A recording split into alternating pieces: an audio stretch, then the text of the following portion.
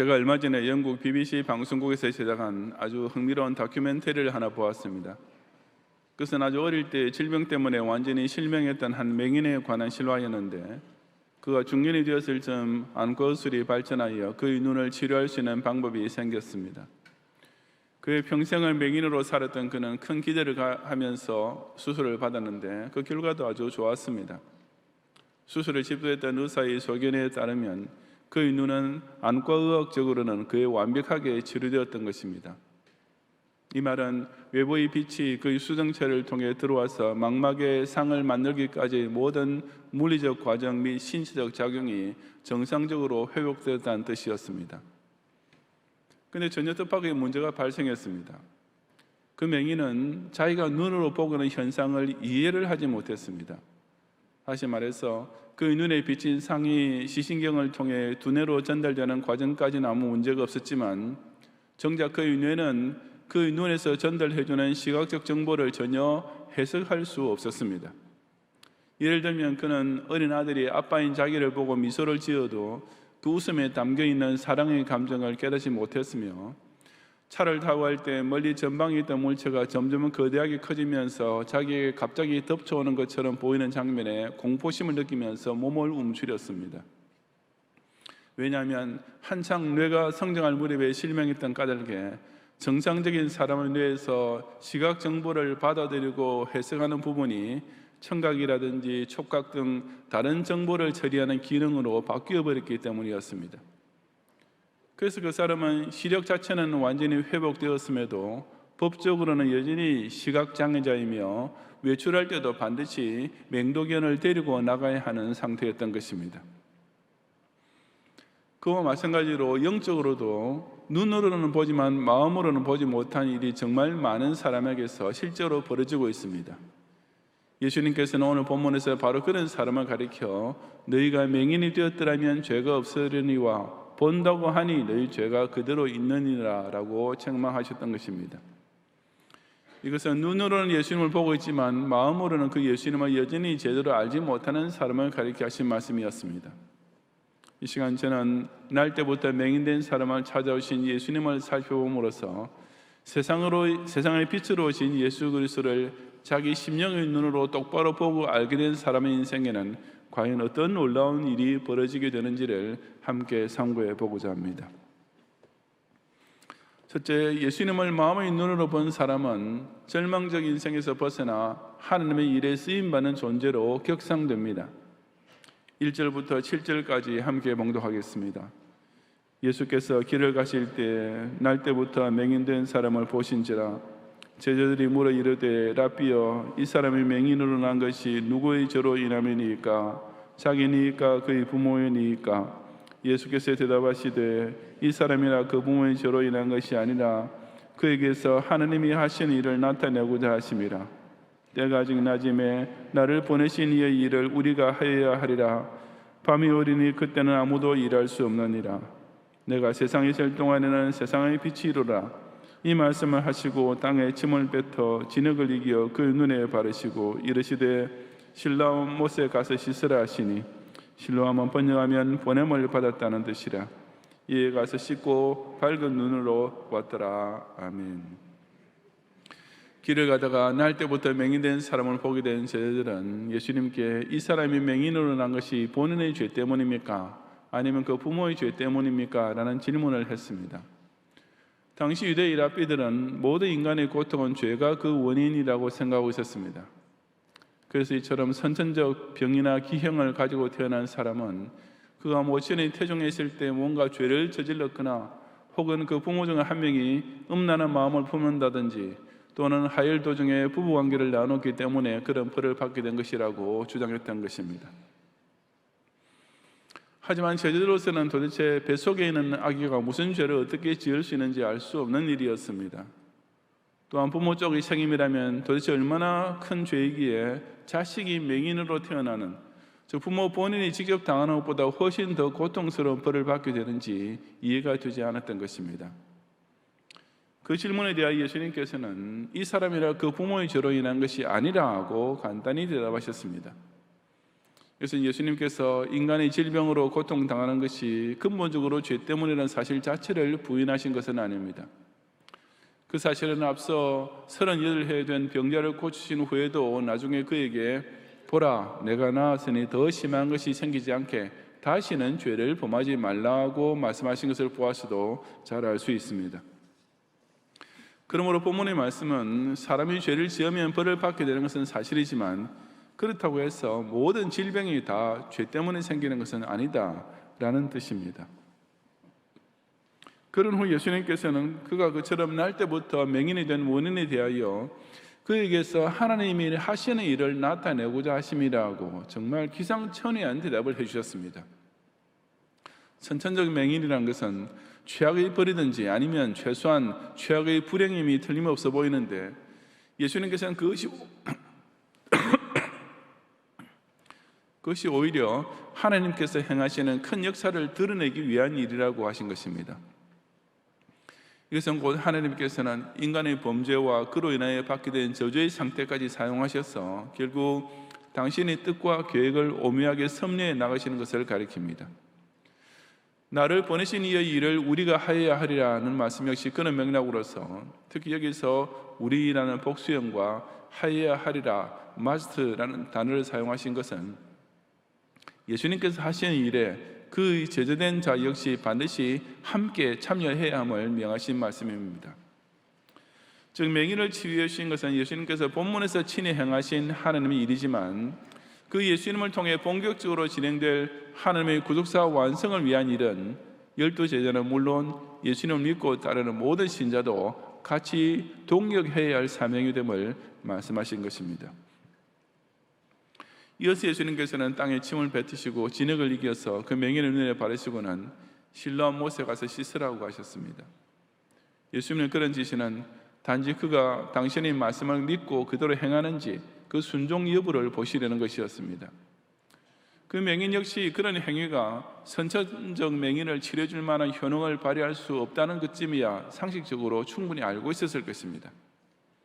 그런데도 그는 예수님 말씀에 순종했고 그 결과 눈이 뜨이고 사물을 밝히 보게 되는 기적적 치유를 얻게 되었습니다.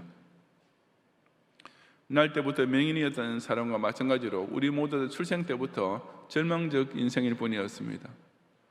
후천적으로 맹인이 된 사람도 자기 인생에 대해 크게 낙심할 수밖에 없을 것인데 하물며 날 때부터 그랬다면 그 무슨 가느다란 희망이라도 가질 수 있었겠습니까? 마찬가지로 인간은 태어날 때부터 원죄로 인하여 하나님을 스스로 찾지 못하는 전적 부패 상태에 있었고 그로 인하여 저주와 고통으로부터 결코 스스로 자유할 수 없는 출구 없는 터널에 갇혀있는 인생을 살 수밖에 없었습니다.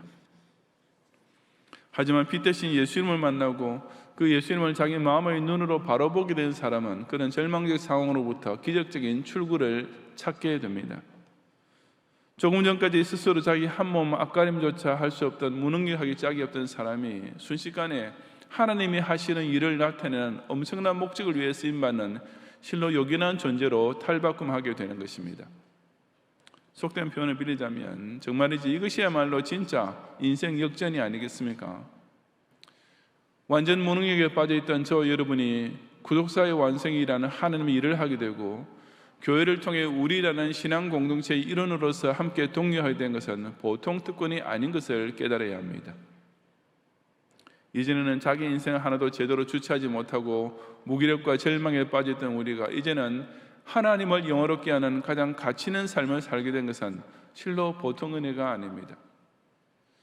우리 각자는 원래 모두 다 선천적 맹인같이 절망적인 인생이었지만 이처럼 세상의 빛으로 찾아오신 예수님을 자기 심령의 눈으로 분명히 뵙게 되면 이 구세주를 세상에 보내신 하나님의 일을 하는 소중한 존재로 격상된다는 사실을 꼭 체험하는 성도가 되시기 바랍니다. 둘째로 예수님을 마음의 눈으로 본 사람은 세상의 지혜 있는 자와 강한 자를 부끄럽게 하는 복음의 증인이 됩니다. 24절부터 34절까지 함께 봉독하겠습니다. 이에 그들이 맹인이었던 사람을 두 번째 불러 이르되 너는 하느님께 영광을 돌리라. 우리는 이 사람이 죄인인 줄 아노라. 대답하되 그가 죄인인지 내가 알지 못하나 한 가지 아는 것은 내가 맹인으로 있다가 지금 보는 그것이니이다. 그들이 이르되 그 사람이 내게 무엇을 하였느냐? 어떻게 내 눈을 뜨게 하였느냐? 대답하되 내가 이미 일렀어도 듣지 아니하고 어찌하여 다시 듣고자 하나이까? 당신들도 그의 제자가 되려 하나이까? 그들이 욕하여 이르되 너는 그의 제자이나 우리는 모세의 제자라. 하나님이 모세에게는 말씀하신 줄을 우리가 알거니와 이 사람은 어디서 왔는지 알지 못하노라. 그 사람이 대답하여 이르되 이상하다. 이 사람이 내 눈을 뜨게 하였으되 당신들은 그가 어디서 왔는지 알지 못하는도다. 하나님이 죄인의 말을 듣지 아니하시고 경건하여 그의 뜻대로 행하는 자의 말은 들으시는 줄을 우리가 아나이다. 장세 이후로 맹인으로 난 자의 눈을 뜨게 하였다 함을 듣지 못하였으니 이 사람이 하나님께로부터 오지 아니하였으면 아무 일도 할 수 없으리이다. 그들이 대답해 이르되 내가 온전히 죄 가운데서 나서 우리를 가르치느냐 하고 이에 쫓아내어 보냅니다. 아멘. 8절 이하 23절에 보면 그 맹인이 눈을 뜨게 됐다는 소문이 퍼지게 되었을 때 가장 지대한 관심을 보인 사람들이 바리새인들이었습니다. 그래서 그들은 그의 부모를 소환해서 내 아들이 진짜 맹인이었느냐, 그렇다면 어떻게 눈을 뜨게 되었느냐라고 신문했습니다. 그들은 만약 예수님이 자기 아들의 눈을 뜨게 했다고 사실대로 말하면 당장 유대교에서 출교당할 것이 두려웠기 때문에 그냥 우리 아들이 장성했으니 본인에게 직접 물어보십시오. 우리는 자세한 내막을 모릅니다 라고 발뺌했습니다. 결국 바리새인들은 그 장본인을 두 번째 다시 호출해서 꼬치꼬치 온갖 질문을 해대면서 그 기적이 사실이 아니라 무슨 속임수였다고 몰아붙이든지 아니면 최소한 예수님에 대하여 무슨 트집거리를 잡으려 했습니다. 하지만 그 맹인은 자기 부모와는 달리 조금도 바리새인들을 두려워하지 않고 자기가 체험한 일을 사실 그대로 말해 주었습니다. 그는 바리새인들의 유도 신문에도 넘어가지 않았으며 은근한 협박에도 굴하지 않고 나는 당신네가 도대체 무슨 소리를 하고 있으며 내가 당신에게 무슨 말 해주기를 바라는지 알 수 없지만 단 한 가지, 지금 당신네가 죄인이라 부르는 그 사람이 분명히 내 눈을 뜨게 해주었다는 이 사실 하나만큼은 확실히 알고 있어 라고 끝까지 솔직하게 증언했습니다. 특히 그는 이 사람이 하나님께로부터 오지 아니했으면 아무 일도 할 수 없으리이다 라고, 즉 자기를 구원주신 분이 곧 하나님께서 보내신 메시아임이 틀림없다고 확신에 가득 찬 목소리로 그야말로 당당하게 이를 데 없이 외쳤던 것입니다. 바리새인은 당대 최고의 경건주의자였습니다. 그런데도 그들은 조금 전까지 맹인이었던 사람의 그 당찬 증언 앞에서 말문이 막힐 수밖에 없었습니다. 당신네는 신앙 문제에 있어서 최고 전문가라 하면서도 어떻게 나처럼 날 때부터 맹인이었던 자를 고친 사람이 누구인지도 알지 못한다는 말이요, 하나님께서는 경건하며 당신의 뜻에 순종하는 자의 소원을 들으시는 분이라는 사실을 누구보다 잘 알고 있을 당신네가 소경의 눈을 뜨게 해줄 정도로 하나님과 잘 통하는 그분을 어떻게 모를 수 있다는 것이요 라는 청산뉴스 같은 논리 앞에서 이런 방구도 할 수 없었습니다. 결국 할 말을 잃은 바리새인들은 내가 온전히 죄 가운데서 나서 우리를 가르치느냐라고 그 맹인됐던 사람을 윽박지르고 쫓아내버릴 수밖에 없었습니다. 이 얼마나 엄청난 반전입니까? 모든 사람으로부터 천대와 멸시를 당하며 살았던 일개 맹인이 당시 종교적으로 최상위층에 있던 바리새인을 일방적으로 압도했습니다. 그 부모를 위시하여 모든 유대인이 두려워하고 있던 종교 지도자들, 자기네 눈에 걸리면 가차없이 출교시켜버릴 수 있는 막강한 권한을 가진 자들을 유대사회에서 그야말로 밑바닥 인생에 불과했던 한 맹인이 오히려 대꾸할 말조차 찾을 수 없게 만들었던 것입니다. 바로 이것이 또한 세상의 빛으로 오신 예수님을 제대로 만난 사람에게 절로 따라오는 놀라운 변화입니다. 유명한 교부 아타나시우스는 박해를 받아 쫓겨다니면서도 온 세상이 나를 반대하느냐, 그렇다면 나도 온 세상을 반대한다라고 자신이 확신하는 바를 실로 당당하게 외쳤습니다. 온 세상이 진리를 거부한 데에도 그 온 세상을 반대하면서 끝까지 진리를 증언할 수 있는 자신감과 용기는 오직 세상의 빛으로 오신 예수님을 만난 자에게서만 나올 수 있는 것입니다. 왜냐하면 빛을 발견하게 된 사람은 아직 어두운 곳에 남아있는 사람에게 그 빛의 소식을 소리 높여 증언하지 않을 수 없기 때문입니다. 그런 경우 그 말을 듣는 사람이 아무리 유식하고 지체 높은 자라 해도, 그 소식을 전하는 사람이 아무리 무식하고 천한 신분을 가지다 해도 어디까지나 빛을 본 사람이 아직 빛을 보지 못하고 있는 사람에게 대해 압도적인 우위에 설 수밖에 없지 않겠습니까? 그런 까닭에 빛 대신 예수님을 만난 사람 역시 자신의 체험을 간증하고 증언할 때는 세상의 그 어떤 지혜 있는 자나 강한 자 앞에서도 지극히 담대하게 전도할 수 있습니다.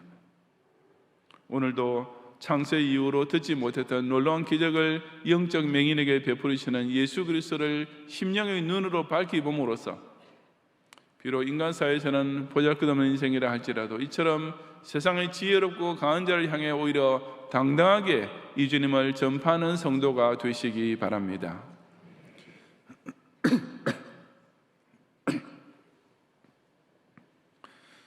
셋째로, 예수님을 마음의 눈으로 본 사람은 그 주님을 영생의 구세주로 믿고 영접하게 됩니다. 35절 이하 41절까지 함께 봉독하겠습니다.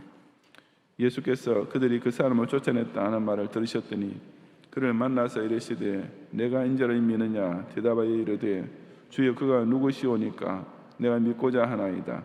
예수께서 이르시되 내가 그를 보았거니와 지금 너와 말하는 자가 그이니라. 이르되 주여 내가 믿나이다 하고 절하는지라. 예수께서 이르시되 내가 심판하러 이 세상에 왔으니 보지 못하는 자들은 보게 하고 보는 자들은 맹인이 되게 하려 함이라 하시니 바리새인 중에 예수와 함께 있던 자들이 이 말씀을 듣고 이르되 우리도 맹인인가? 예수께서 이르시되 너희가 맹인 되었더라면 죄가 없으려니와 본다고 하니 너희 죄가 그대로 있느니라. 아멘. 그들이 그 사람을 쫓아냈다는 말은 바리새인들이 그 맹인되었던 자를 출교시켰다는 의미도 될 수 있고 혹은 그냥 그를 소환했던 자리에서 내쫓았다는 뜻일 수도 있습니다.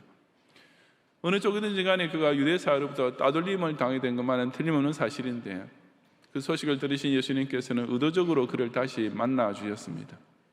그리고는 내가 인자를 믿느냐라고 그에게 질문하셨습니다. 이것은 사실상 맹인이 눈을 뜨는 것보다 훨씬 더 중요한 새로운 눈뜸을 그에게 베풀어 주고자 하심이었습니다. 이미 육신의 눈을 뜨게 된 자에게 도대체 무슨 또 다른 기한이 필요했겠습니까? 그것은 예수님과 그 맹인됐던 자 사이에서 이어지는 대화를 통해 알 수 있습니다. 그가 주여 그가 누구시오니까 내가 믿고자 하나이다 라고 질문한 것은 자신이 눈을 뜨게 된 이후에는 자기를 고쳐주던 사람을 아직 만나보지 못했기 때문이었습니다. 그래서 예수님께서는 내가 그를 보았거니와 지금 너와 말하는 자가 그이니라 라고 지금 그의 눈앞에 서 있는 예수님이 곧 그의 눈을 뜨게 해준 당사 되신 것을 알려주셨습니다. 그러자 그 맹인되었던 자는 즉시 주여 내가 믿나이다 라고 하면서 예수님께 엎드려 절을 했습니다. 그의 말은 아까 바리새인들 앞에서도 증언했듯이 이 예수님이 곧 하나님께로부터 오신 자, 즉 유대인이 그렇게 기다리던 메시아이심을 고백한 것이었습니다. 바로 그 순간 그의 눈은 이제 영적으로도 완전히 뜨이게 되었습니다.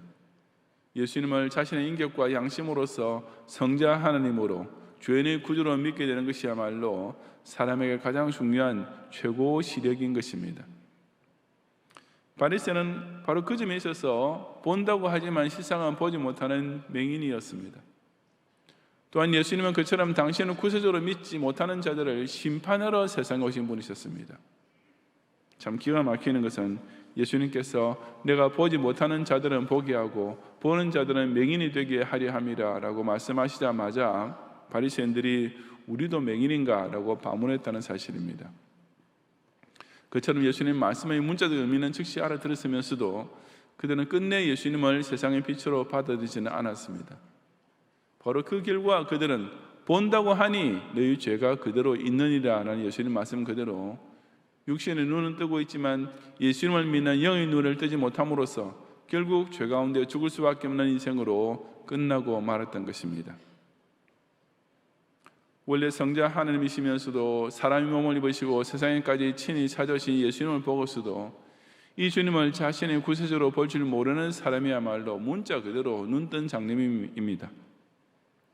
도대체 얼마나 시력이 안 좋기에 이처럼 밝고도 뚜렷한 빛이 눈에 들어오지 않는다는 것입니까? 이 예수님이 여느 사람과 똑같은 죄인으로 보입니까? 이 예수님이 바리새인들이 주장했던 것처럼 하나님을 모독하는 자로 보입니까? 아니면 이 예수님이 자유주의 신학자 슈바이처가 주장했던 것처럼 스스로 착각에 빠진 종교적 광신자로 보인다는 말입니까?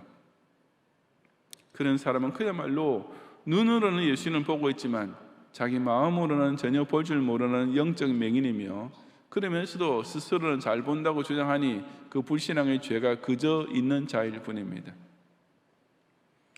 우리는 이 예수님을 정말 제대로 똑똑히 보아야 합니다. 목사를 보고 신자가 되려 하지 말고 예수님을 직접 보아야 합니다. 교인만 보고 실망하지 말고 하나님의 독생자 예수 그리스도를 1:1로 직접 만나서 자기 심령의 눈으로 밝히 보아야만 합니다. 종교적으로 가장 눈이 밝은 사람 같았지만 실제로는 맹인보다 오히려 더 눈이 어두웠던 바리새인이 되지 말고 바로 나 같은 죄인을 영원한 생명으로 인도하시기 위해 빛으로 사주신 예수님을 진정 나의 구주로 확실히 믿고 자신의 심령 속에 뜨겁게 영접하는 성도가 되시기 바랍니다. 성도 여러분, 눈뜬 장님이라는 말을 두고 시각장애인을 비하하는 표현이라고 비판하는 사람도 있지만, 그렇다고 청맹관이라는 좀 어려운 말로 바꾼다고 해서 문제가 해결되는 것은 아닙니다. 상식적으로 알 수 있다시피 이것은 결코 맹인을 비하하는 말이 아니라 마음의 눈이 정말 깜깜해서 맹인보다 더 못한 사람을 지적하는 말일 뿐입니다. 예수님께서 바리새인을 가리켜 본다고 하지만 실상은 눈뜬 장님이라고 책망하실 때도 이 말이 맹인을 비하하는 의미로 하시려면 만무하지 않습니까? 우리는 보통 아무 빛도 볼 수 없는 맹인이 가장 눈 어두운 사람인 줄로 생각하지만 세상에는 맹인보다 더 눈이 어두운 사람이 진짜로 있습니다.